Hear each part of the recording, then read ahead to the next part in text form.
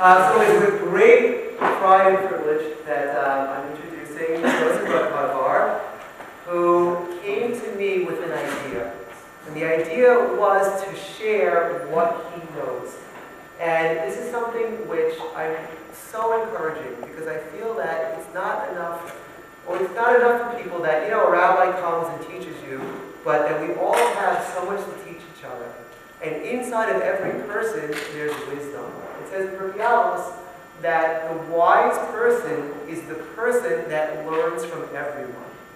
And what that means is that, under the surface at least, but really on the surface as well, every person has a wisdom. And if you look at the people you know in your life, you can say, what positive thing can I learn from that person? From every person, you can learn amazing things. And that's how you grow and become wise. So Joseph has studied a tremendous amount. He studied on his own. He studied different places in Los Angeles. He studied through Aish. And he has accumulated a real sense of his Torah. And when he suggested to me that he shares that with people, I was overjoyed.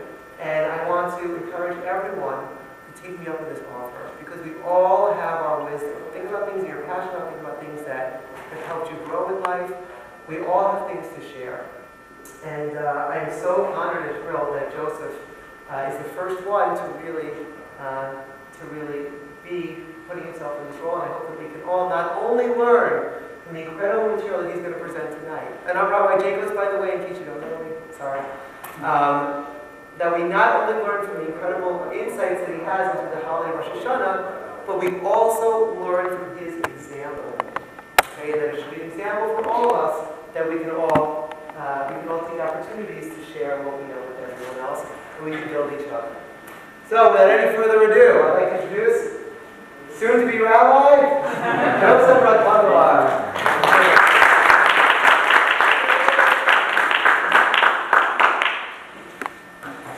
So, in order to begin, I'd like everyone to take a moment and close your eyes. I'd like everybody to close your eyes and imagine a place, imagine a reality where everything clicks. There's an answer for every question. Imagine in this reality, you are exactly who you want to be, and the situations in your life are the way that you want them to be manifested. You have the right mate that you want. You have the right career situation. You're living where you want to live. The people around you are healthy. Everything is clicking, and everything is in its place. Now I want you to imagine yourself in this situation. Imagine what you would look like. Imagine how big of a smile you have on your face. How would you carry yourself? How would you be walking? Now I want you to freeze frame that moment, and I want you to imagine that you're going to create a sculpture, a statue, if you will, of yourself in that exact scenario. Imagine how that sculpture of yourself would look like. How big of a smile would be on that statue. How would that statue look like? Now everyone open your eyes. What we're going to talk about tonight is we're going to talk about the way to take that statue and actually make it real. Make it a real life statue, a real sculpture of exactly what we just described. Now, is everybody ready and dying to know what that secret is? How to make that statuesque version of our life? Yeah. Yes. That wasn't enough enthusiasm. Yes? Yes. Okay, very good. So let's do it. So we know that if we want to make a statue, anyone who knows anything about sculpture, there are 3 basic steps in order to make a sculpture. First, you take a big mound of clay, and you got to smooth it out. You want to put all the cracks out, you want to put all the blemishes out. If there are any air bubbles, it might get in the way when you want to ultimately shape your sculpture. So you smooth out the air bubbles. We're going to call this first step smoothing.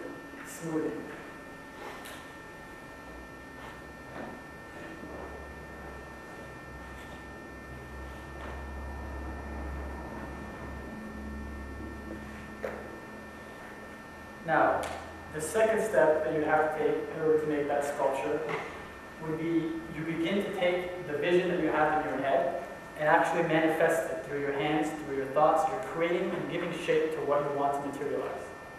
We'll call that second step, let's call it shaping.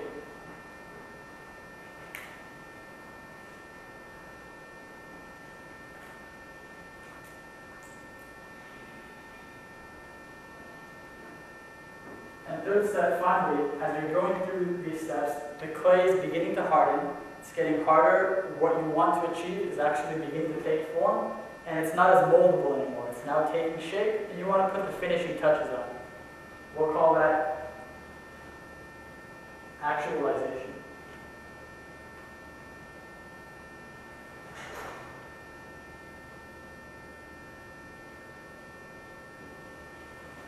Now, these three steps that I just outlined to make a sculpture, why did I explain that? It's not an art class, we're not here to make a sculpture, but we're talking about a metaphorical sculpture of the kind of life that we want to see. That sculpture, that statuesque version of ourselves, and that statuesque year that we all are striving for. In the same way that we have these three steps to making a sculpture, there are three steps that are available for us to take to be able to create that statuesque version of our lives.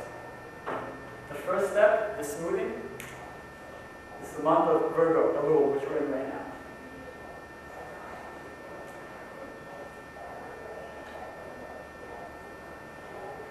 The second step, shaping, we're going to call it Rosh Hashana and Yom Kippur.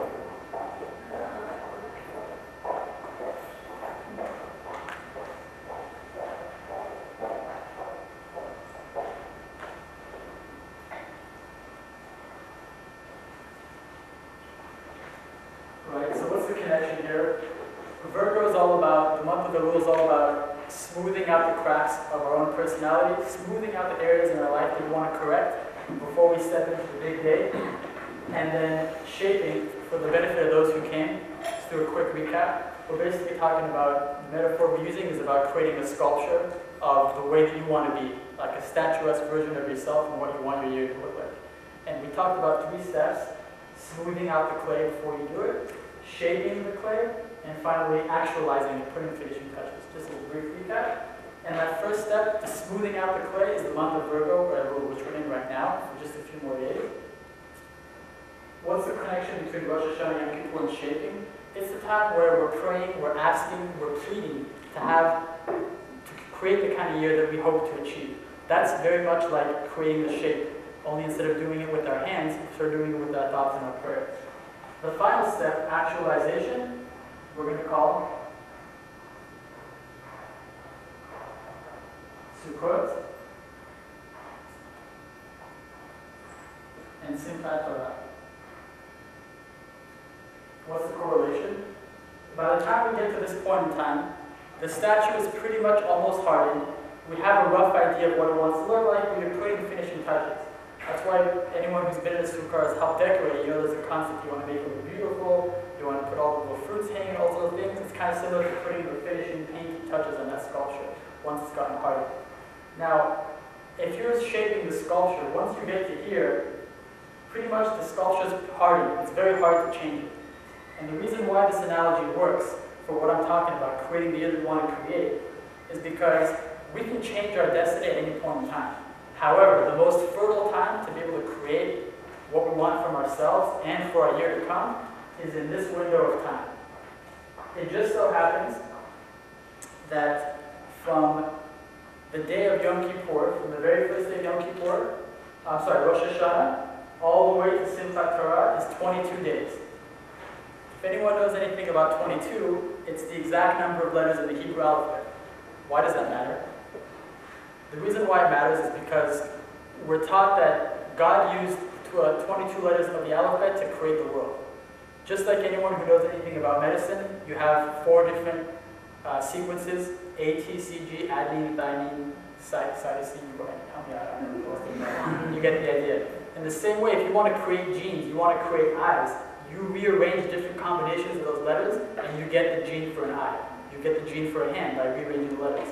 In the same way, God literally took the DNA sequences, the 22 letters of the Hebrew alphabet, and used those to arrange everything that we see before us. Everything is a manifestation of that thought.